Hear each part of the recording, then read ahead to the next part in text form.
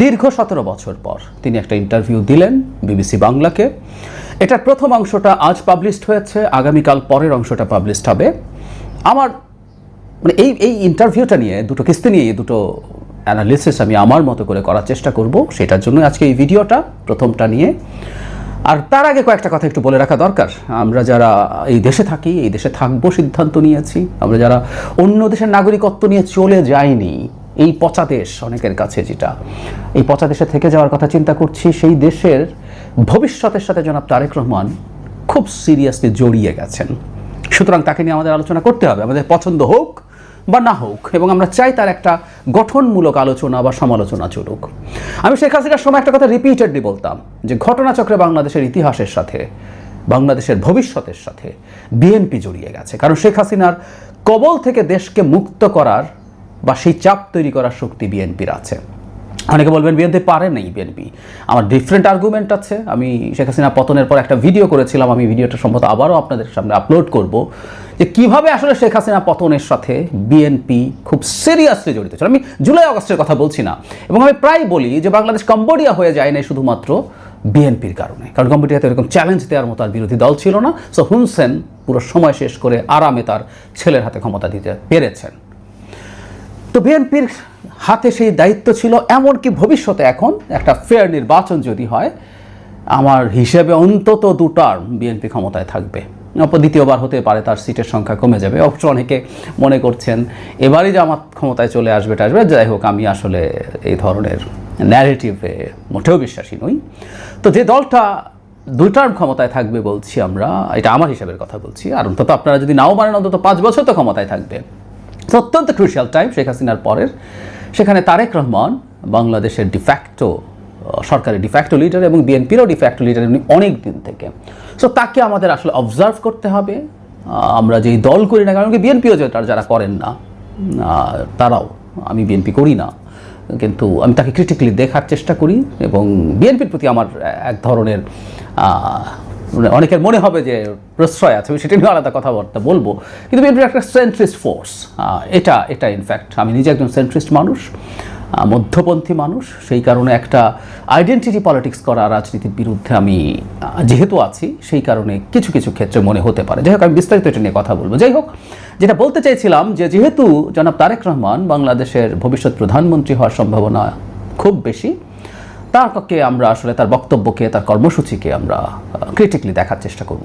তিনি গত বেশ কিছুদিন থেকে খুব নিয়মিতভাবে আমাদের সামনে আসছেন এবং খুবই ম্যাচিওর্ড আচরণ তিনি করেছেন, কিন্তু ডিফারেন্স হচ্ছে সেগুলো ইন্টারভিউ ছিল না, তাকে পাল্টা প্রশ্নের সুযোগ ছিল না, তিনি তার মতো করে বক্তব্য দিয়ে গেছেন। এবার একটা ইন্টারভিউ দিয়েছেন, তো সেখানে কেমন করলেন তিনি, বা তার এই জায়গায় বক্তব্যটাকে আমরা কিভাবে দেখব, আমি আপনাদেরকে অনুরোধ করব ইন্টারভিউটা দেখার জন্য।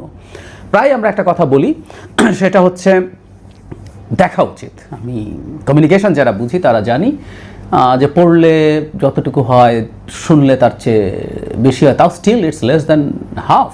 পুরো কমিউনিকেশন পেতে হলে একটা মানুষের বডি ল্যাঙ্গুয়েজ, ফেশিয়াল এক্সপ্রেশন, তার সাথে তার ভয়েসের ইনফ্লেকশন, অ্যাটিটিউড সব তো লাগবেই। সো একটু দেখবেন, তাহলে আমার মনে হয় জনাব তারেক রহমানকে বোঝা যাবে ভালোভাবে।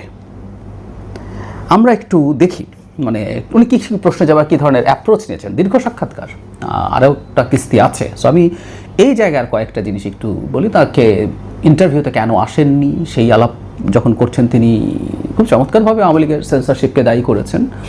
ওনার বক্তব্য দেওয়ার ব্যাপারে নিষেধাজ্ঞা ছিল, সত্যিই তাই ছিল, তিনি তারপরও চেষ্টা করেছেন, বিভিন্ন ফর্মে এসেছেন। উনি ফিরে আসবেন কিনা খুবই আলোচিত একটা শব্দ, খুবই আলোচিত একটা ইস্যু আমি বলবো। আমি নিজেও এই প্রশ্ন বহু জায়গায় শুনি যে আমার কি মনে হয়।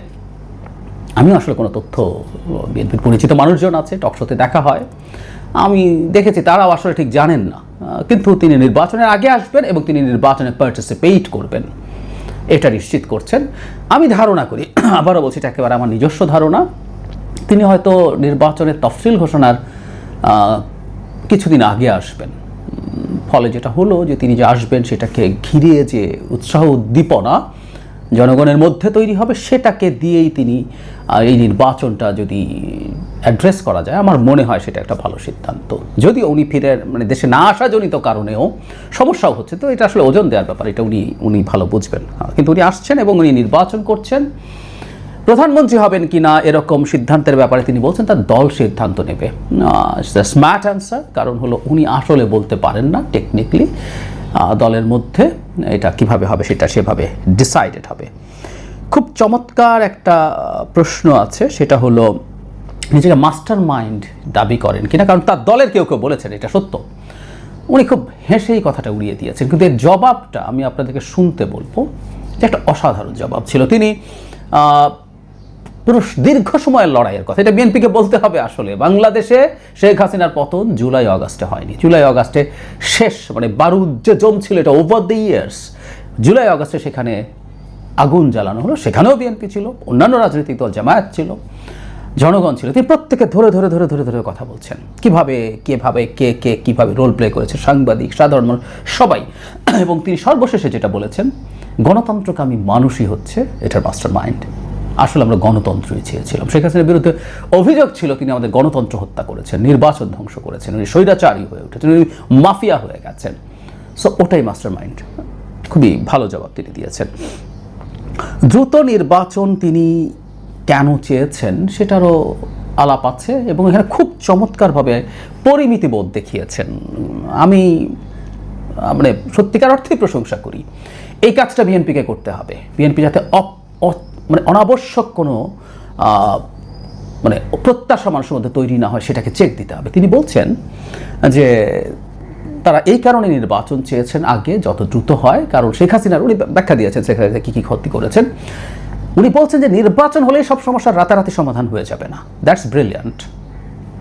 আমি নিজে কথাটা বহুবার বলার চেষ্টা করেছি, কেউ কেউ বলেন যে সব হয়ে যাবে, কিন্তু উত্তর হচ্ছে না। কিন্তু উনি বলছেন নির্বাচিত সরকার যখন ক্ষমতায় আসবে তখন এই সংকটগুলো ধীরে ধীরে কমতে শুরু করবে। এবং আমি মনে করি, আমি আবারও বলছি, আমি আশা করব বিএনপির পক্ষ থেকে, বিশেষ করে জনাব তারেক রহমানের পক্ষ থেকে, জনগণকে অতি উচ্চাসা করে হতাশ হওয়া থেকে ঠেকান। বিএনপি মাঝারি মানের ভালো করলেও দেখা যাবে, বা বেশ ভালো করলেও যদি প্রত্যাশা তার চাইতে অনেক বেশি হয়, আমরা এই অন্তর্বর্তী সরকারের সময় এটা দেখেছি। সো উনি এর মধ্যে একটা ইঙ্গিত রেখেছেন। আমি চাইবো জনাব তারেক রহমান এই ব্যাপারগুলো আরও ক্ল্যারিফাই করবেন, যে কেন তার পক্ষে চাইলেও অনেক বেশি ভালো কিছু করে ফেলা যাবে না। শেখ হাসিনা যেভাবে সব ধ্বংস করে গেছে, সেখান থেকে কিভাবে ধীরে ধীরে ধাপে ধাপে, এবং উনি কতটুকু উন্নতি দেখাতে পারবেন, একটা প্র্যাকটিক্যাল এক্সপেকটেশন তৈরি করা জরুরি হবে, নাহলে কিন্তু মানুষ হতাশ হয়ে যাবে। জোটের ব্যাপারে কথাবার্তা হয়েছে এবং জামাত সম্পর্কে আলাপ আছে, আমি এটা শেষে বলবো। খুবই জামাতের ৭১ নিয়ে তিনি জবাব দিয়েছেন। এমপি নমিনেশন নিয়ে তিনি একটা কথা বলছেন, যেটা আমি ব্যক্তিগতভাবে খুব একটা পছন্দ করিনি, এটা একটু বলতে চাই। তিনি বলছেন এমপি নমিনেশনের ক্ষেত্রে একটা কথা খুব সুন্দরভাবে বলেছেন, যে দলের শুধু না, তিনি জনগণের মতামতও দেখতে চাইবেন, কারণ এটা দলের কোনো পদ না, উইচ ইজ ভেরি রাইট। একটা দলের, তার দলের যিনি জেলার সভাপতি হবেন, সাধারণ সম্পাদক হবেন, তার ক্ষেত্রে তার দলের লোকজনের ভোট বা মানসিকতা দিয়েই হবে। কিন্তু উনি বলছেন এমপি তো দলের না। ব্রিলিয়ান্ট চিন্তা। তাকে তো জনগণের প্রতিনিধি হতে হবে, সো উনি জনগণের চাওয়াটাকে প্রাধান্য দেবেন। কিন্তু একটা জায়গায় তিনি বলছেন, আমি চাই ভবিষ্যতে এই জায়গাগুলো তার দিক থেকে পাল্টে যাবে। তিনি বলছেন যারা এলাকার সাথে সম্পৃক্ত আছে, যারা এলাকার মানুষের সাথে যোগাযোগ আছে, সমস্যা সম্পর্কে জানে এবং সমস্যা সমাধানে সক্ষম, এই জায়গাটা আমি দীর্ঘদিন থেকে কন্টেস্ট করছি। আমি বেশ কয়েকবার কলাম লিখেছি একাধিক পত্রিকায়, প্রথম আলো সহ, যে এমপিদেরকে আসলে এই লোকাল সমস্যা খোঁজা এবং সেটার সমাধান থেকে বের করে আনতে হবে। আদারওয়াইজ আমরা কোনোদিন এমপি পাবো না, পার্লামেন্টারিয়ান পাবো না। যে পার্লামেন্ট আইন প্রণয়ন করবে, আইন সংশোধন করবে, রাষ্ট্রের পলিসি নির্ধারণ করবে, তাকে আমরা এগুলোতে রাখতে পারি না। তিনি বলেছেন এবারকার মতো। কিন্তু আমি আশা করি জনাব তারেক রহমান ভবিষ্যতে এটা মাথায় রাখবেন, স্থানীয় সমস্যা, স্থানীয় সমাধান যা যা আছে সব স্থানীয় সরকার করবে, এবং ওটাকে এম্পাওয়ার করতে হবে। আমাদের মতো একটা একদম ইউনিটারি স্টেটে লোকাল গভর্নমেন্ট শক্তিশালী হতে হবে, কিন্তু এমপিদেরকে ওই জায়গায় রাখা যাবে না। এমপিরা আস্তে আস্তে জনগণকেও সচেতন করে তুলতে হবে, এবং বিএনপি রাজনৈতিক দলগুলোই এই সচেতনতা তৈরি করতে হবে, এবং তাদেরকে ইনিশিয়েটিভ নিতে হবে এখান থেকে সরিয়ে আনা। একটা এমপিকে যদি সব সময় একজন মানুষের সমস্যা অ্যাড্রেস করতে হয়, তার পক্ষে এমপি হওয়া সম্ভব না। আইন প্রণয়নের জন্য কী পরিমাণ পরিশ্রম করতে হয়, পড়াশোনা করতে হয়, সেই মানুষকে দিয়ে হাসতে হবে। এবং সত্যিকার অর্থে বাংলাদেশে আইন প্রণয়ন করার মতো এমপি ইতিহাসে হাতে আমরা গুনতে পারবো। সুতরাং এই জায়গা থেকে সরিয়ে আনার চেষ্টা করতে হবে। তিনি আস্তে আস্তে এই মেসেজগুলো দেবেন বলে আমি ধারণা করি, আমি আশা করি। বেগম খালেদা জিয়া সম্পর্কে কথা বলেছেন, তিনি এমনকি যদি সুস্থ থাকে নির্বাচনে অংশ নিতে পারেন বলে ইঙ্গিত আছে। পরিবারতন্ত্র নিয়ে আলাপ আছে। এটার জবাবটাও তিনি দিয়েছেন, কিন্তু যেটা হয় আসলে এই ব্যাপারটা আছে বাংলাদেশ এবং তার জায়গা থেকে এটা স্বীকার করা কঠিন। যদিও এটা খুবই সঠিক, তিনি যেটা বলেছেন, তিনি পরিবারের মানুষ, উনি দুজন, এই দেশের দুজন সরকার প্রধান, একজন রাষ্ট্রপতি, একজন প্রধানমন্ত্রীর সন্তান, কিন্তু তাকেও খুবই টাফ লাইফের মধ্যে দিয়ে যেতে হয়েছে, রাজনীতিবিদ আসলে হয়ে উঠতে হয়েছে। একই কথা প্রযোজ্য আমি মনে করি, মায়ের কথা বলেননি, ওনার মাও তাই, ওনার মা রাজপথ থেকে, রাস্তা থেকে ফাইট করে করে এরশাদের বিরুদ্ধে নেতা হয়ে উঠেছেন। ঠিক একইভাবে জনাব তারেক রহমানও তাই, তিনি তিনি তার শারীরিক নির্যাতনের কথা উল্লেখ করেছেন, ফিজিক্যালি টর্চার হওয়া থেকে শুরু করে এত বছর এক্সাইলে আছেন, এবং এর মধ্যে থেকে যেভাবে তিনি গ্রাসরুটের সাথে কানেক্টেড থেকেছেন। এবং আমি এই ক্রেডিট জনাব তারেক রহমানকে দেই যে বিএনপিকে সম্পূর্ণ দল হিসাবে সুগঠিত করার জন্য তার রোল আছে, নাহলে শেখ হাসিনা এটা ভেঙে ফেলতে পারতেন। সবাই তো ভাবছিল শেখ হাসিনা 41 সাল পর্যন্ত ক্ষমতায় থাকবে, সবাই ছেড়ে টেড়ে গিয়ে আওয়ামী লীগে যোগ দিতে, সেটা হয়নি। তারপর তার পরিবার আসবে কি না সেটা জনগণ যদি গ্রহণ করে তাহলে আসবে, এই ধরনের মন্তব্য করেছেন। চাঁদাবাজি দখলদারি নিয়ে তিনি যে ব্যাখ্যা দিয়েছেন বেশ খানিকটা সত্য, কিন্তু একটা জায়গায় আমি একটু হতাশ হয়েছি দুর্নীতি প্রশ্নে বা চাঁদাবাজি প্রশ্নে। একটু বলি, তিনি যেটা জানিয়েছেন যে বাস্তবেও কিছু ট্রু দখলদারি ঘটেছে, চাঁদাবাজি ঘটেছে, কিন্তু কিছু দখলদারি উনি এভাবে ব্যাখ্যা করছেন, যেটা আমরাও ব্যক্তিগতভাবে জানি, যে কারোটা আওয়ামী আমলে অবৈধভাবে দখল করে নিয়েছে, আওয়ামী লীগ এগুলো করেছে। সো 5 আগস্টের পর সেটা পাল্টা তারা তাদের অধিকার বুঝে নিতে গেছেন, সেটা নিয়ে অভিযোগ এসছে।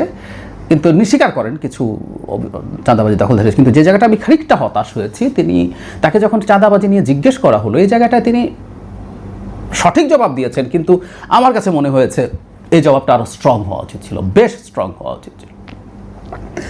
তিনি বলছেন রাইটলি এটা, যে আমরা তো বহিষ্কার করতে পারি কিন্তু আমরা পুলিশিং করতে পারি না, সরকার করছে না। তখন তাকে জিজ্ঞেস করা হয় আপনারা ক্ষমতায় আসলে কি করবেন, তখন তিনি বলছেন তারা বহিষ্কার হবে আর আইন শৃঙ্খলা রক্ষাকারী বাহিনী যা যা পদক্ষেপ নেয় তা নেবে। আমি মনে করি এই জায়গায় ভাষা আরও স্ট্রং হওয়ার কথা ছিল, যে উনি এটার প্রতি 0 টলারেন্স দেখাবেন, এই বার্তা দিলে এখনও এটা কাজ করতে পারত। আমি মনে করি বিএনপির একটা এক্সক্লুসিভ সেল থাকা উচিত হবে, তার দলের লোকজন। এক তো সরকারি দুর্নীতি বা এসবের জন্য দুদককে, আমি জানি না পরবর্তী সেগমেন্টে দুর্নীতি নিয়ে আলাপ আছে কিনা, উনি দুদককে নিয়ে ওনার পরিকল্পনা জানানো উচিত, সেটাকে কিভাবে কাজ করতে দিতে চান, আর দলের লোকজন কি করছে না করছে সেটার জন্য রীতিমতো তার দলের সেল থাকা উচিত হবে, যখন তার ক্ষমতায় তারা আসবেন পদক্ষেপ নেওয়ার জন্য। উনি বলেছেন, বলেননি তা না, কিন্তু এটা অনেক স্ট্রং হওয়া উচিত ছিল বলে, আরও অনেক বেশি স্ট্রং হওয়া উচিত ছিল বলে আমি মনে করি। অসাধারণ উত্তর দিয়েছেন ডাকসু নিয়ে, চমৎকার। মানে বাংলাদেশে সংস্কৃতি নেই, ডাকসু নির্বাচনে অনিয়ম হয়েছে এবং সেটা এক পর্যায়ে বেশ প্রশ্ন তৈরি করেছে, কিন্তু একটা দলের প্রধান হিসাবে তিনি এটাকে খুব বেশি করেনি। তিনি শুরুই করেছেন প্রথম তাদেরকে অভিনন্দন জানিয়ে, ভবিষ্যতে যারা জিতবে তাদেরকে অভিনন্দন জানিয়ে, তারপর হ্যাঁ অনিয়মের কথাও তুলেছেন এবং এই ব্যাপারে সতর্ক থাকতে বলেছেন। মানে আমি ডাকসুর ব্যাপারে তার যে মন্তব্য আছে, আমি প্রত্যেককে একটু মন দিয়ে শুনতে বলবো। বাংলাদেশের ভবিষ্যতে এই ধরনের রাজনৈতিক সংস্কৃতি যদি চালু হয়, তার দিক থেকে হয়ে গেছে, আমরা দেখছি এটা অন্য দিক থেকেও যদি হয়, বাংলাদেশে একটা গণতান্ত্রিক ভবিষ্যৎ, সুন্দর গণতান্ত্রিক ভবিষ্যৎ আমরা দেখতেই পারি। আওয়ামী লীগ প্রশ্নে মানে অনেকে একটা আলাপ করে, আমি প্রায় বলতাম এই কথা, মানে বিচার চাই নির্বাচনের আগে। আমি তখন জিজ্ঞেস করতাম, আচ্ছা মানে এনসিপি খুব বলতো, জামাত বলতো, আমি তাদেরকে টকশোতে জিজ্ঞেস করতাম আপনাদের কেন মনে হয় বিএনপি যদি ক্ষমতায় আসে তাহলে বিচার করবে না, বিএনপি কি আপনাদের চাইতে কম টর্চার্ড হয়েছে? বিএনপি অকল্পনীয় রকম টর্চার হয়েছে। মজার ব্যাপার, জনাব তারেক রহমান খুব বিস্তারিতভাবে তার উপর, তার পরিবার তো বটে, সারা দেশের মানুষের এবং দীর্ঘ সময়ের, উইচ ইজ ভেরি ইম্পর্টেন্ট। আমরা অনেকেই শেখ হাসিনার অত্যাচার নির্যাতনকে জুলাইয়ে এনে ঠেকাচ্ছি না, শেখ হাসিনা মানবতা বিরোধী অপরাধ করেছে এই পুরো সময়কালে। গুম, extra judicial killing, arbitrary detention, মানে জেনগণ করে ধরে নিয়ে আসা, কাস্টোডিয়াল টর্চার, নির্যাতন, এগুলো সব হয়েছে এবং সবগুলোকে টেনে আনছেন। এবং আমি আপনাদেরকে রিকোয়েস্ট করব তার অভিব্যক্তি বোঝার জন্য, উনি এই সিদ্ধান্তে কতটা অটল, তার অভিব্যক্তি, তার বডি ল্যাঙ্গুয়েজ দিয়ে বোঝা যাবে, তার ভাষা বলার ধরনে বোঝা যাবে। সুতরাং বহুজন যে মিথ্যে ফালতু কথা বলছে, বরং আমরা অন্যদেরকে আওয়ামী লীগের সাথে আঁতাত করতে দেখছি, জামাতকে দেখছি বহু জায়গায়। খুবই এটা বলার সাথে তিনি আরেকটা খুবই গুরুত্বপূর্ণ কথা যোগ করেছেন, যেটা আমরাও অনেকবার বলেছি, সেটা একটা প্রতিশোধ না, একটা সমাজের ন্যায়, এটা আইনের ব্যাপার, এটা ন্যায়ের ব্যাপার। ন্যায় প্রতিষ্ঠার জন্য, ন্যায় বিচার করার জন্য, সোসাইটিতে জাস্টিস না থাকলে সোসাইটি টিকে থাকে না। সো এটা উনি যোগ করেছেন। আওয়ামী লীগ নিষিদ্ধর প্রশ্নে তিনি এটা আদালতের এখতিয়ার বলে বলছেন এবং এটা তিনি মনে করেন যে একটা ব্যক্তি যদি কখনো এই ধরনের অপরাধের সাথে যুক্ত থাকে তার যেমন বিচার হতে পারে, সংগঠন হিসাবে যদি আওয়ামী লীগ থাকে তারও হতে পারে। এটাও খুবই ভালো জবাব হয়েছে। ইন্টারেস্টিং যেটা জামায়াত সম্পর্কে বলবো ভাবছিলাম, সেটা হচ্ছে এই 17 বছরে যারা গুম করেছে তাকে, মানে এই যে জবাব যে আওয়ামী লীগের হচ্ছে, তো 71-এর অপরাধের জন্য কী হবে? যারা তারেক রহমান বলছেন বিগত 17 বছর গুম খুন যারা করেছে এর যেরকম জবাব তাদেরকেই দিতে হবে, ঠিক একইভাবে 71-এ কোনো রাজনৈতিক দল যদি কোনো বিতর্কিত ভূমিকা থেকে থাকে তাহলে তাদের জবাব তারাই দিবেন, ওটা তো আমি দিতে পারবো না। জামায়াতকেও এই জায়গায় যাকে জিজ্ঞেস করা হচ্ছিল যে আপনার দলের অনেকে এখন 71-এর ভূমিকাকে নিয়ে প্রশ্ন করছে এবং তিনি সেটা ওন করছেন, সুতরাং জামায়াতকে তিনি ছাড় দিচ্ছেন এটা মনে করেন না। এবং জামায়াতের জোট নিয়ে কথা আসছে, হ্যাঁ জামায়াত জোট করতে পারে, তিনি সেটাও বলেছেন। এই হচ্ছে মোটামুটি এখানকার সিগনিফিক্যান্ট জায়গাগুলো। দু একটা জিনিস একটু যোগ করতে চাই। আমি মনে করি সামনাসামনি ইন্টারভিউটা হলে ভালো হতো। মানে বিবিসি বাংলার আমি যতদূর জানি যারা বসেছিলেন তারা কি লন্ডনেই ছিলেন কিনা জানি না, যদি লন্ডনে থেকে থাকেন তারা তার বাসায় গিয়ে অথবা জানা তারেক রহমানকে ইনভাইট করে যদি স্টুডিওতে আনা হতো, আমি মনে করি বেটার হতো, তার আই কন্ট্যাক্ট বেটার হতো। কারণ তিনি অনলাইনে ছিলেন এবং ওই অনলাইনে থাকার ক্ষেত্রে দেখেছি যে অনেক সময় তার আই কন্ট্যাক্ট খুব ভালো হচ্ছে না, এটা একটা প্রবলেম বলে মনে হতে পারে। সামনাসামনি হলেই বেস্ট হতো। তো এই একটা খামতি খানিকটা চোখে পড়েছে। আর যা যা বললাম সোফার গুড, কিন্তু যে কেউ বলতেই পারেন এবং এটা আমি দ্বিমত করি না, সেটা হচ্ছে আমি যেটাকে যেভাবে দেখছি সেটা আপনাদেরও ভিন্ন মনে হতে পারে, কিন্তু আমি চাই জনাব তারেক রহমানের বক্তব্য নিয়ে কনস্ট্রাকটিভ আলোচনা হোক। উনি কেউ বলতেই পারেন যে উনি হ্যাঁ ঠিক আছে সুন্দর সুন্দর কথা বলেছেন, ধরে নিলাম উনি প্রস্তুত ছিলেন, তো এগুলো পরে হবে কিনা, হ্যাঁ এই প্রশ্ন করতে পারে, এই প্রশ্নও করুন, বা এখানকার মধ্যে আর কি আসতে পারে, কি চাই। আমি চাই জনাব তারেক রহমানের উপরে এই চাপ আমরা জারি রাখবো, কারণ উনি বাংলাদেশের প্রধানমন্ত্রী হবেন এটা প্রায় নিশ্চিত, উনি সুস্থ যদি থাকেন, বেঁচে যদি থাকেন, তাই যদি হয়ে থাকে তার উপরে চাপটা রাখি আমরা, এবং কনস্ট্রাকটিভলি ফর গডস সেক। ওনাকে নিয়ে বিশ্রী স্লোগান বিভিন্ন শিক্ষা প্রতিষ্ঠানে তথাকথিত সাধারণ শিক্ষার্থীরা, ওরা কারা আমরা জানি, দিয়েছে, সেগুলোর দরকার নেই। সেটার বাইরে এসে এই সমালোচনাগুলো জারি রাখা। বাংলাদেশের ভবিষ্যৎ, আমি আবারও বলছি, এই ভদ্রলোক কীভাবে বাংলাদেশকে লিড করেন, কিভাবে বাংলাদেশকে চালান, তার উপরে নির্ভর করবে। সুতরাং তাকে কিভাবে আমি